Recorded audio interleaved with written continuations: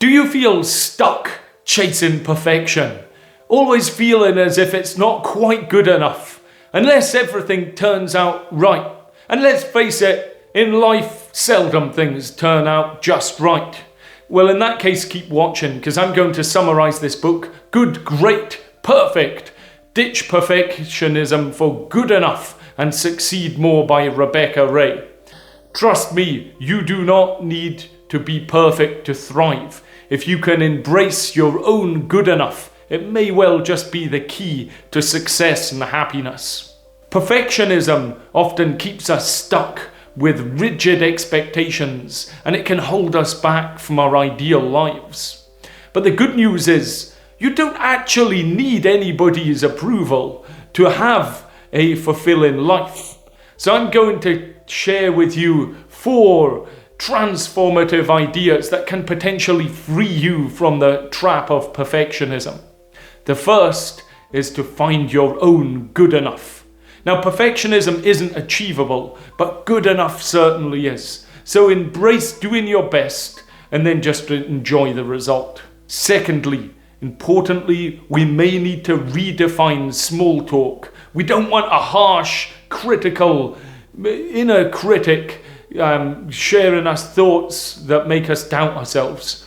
We want to treat ourselves with our small talk positively, that gives us kindness and purpose, as if you would if you're being supportive to a friend. Thirdly, at times we may need to shift perspective. If you're feeling jealous, try just focusing on gratitude instead. Flexibility trumps rigidity every time. Unless it's in the bedroom, and I'm not going to elaborate, so this is suitable for children. Fourth, celebrate progress.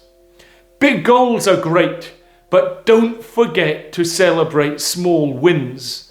The life is the journey, so acknowledge it.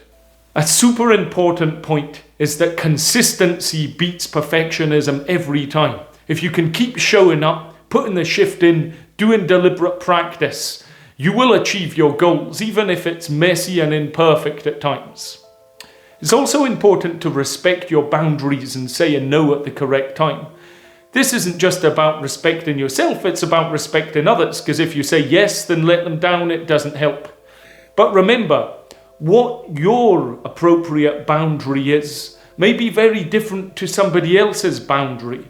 So at times we need to view other people with understanding and even outline, my boundary is this, yours is this. And that may allow you to have mutual respect for other people. So really let go of any rigid ideas and embrace a more fulfilling, flexible life. If you can ditch the weight of perfectionism, treat yourself with compassion, and realize that you might find that just starting, turning up, could be the hardest part, but it may allow you to have a great life. If you want to see my thoughts on perfectionism from a few years ago, check out this video. Anyway, if you've enjoyed that, subscribe. I'll see you next time.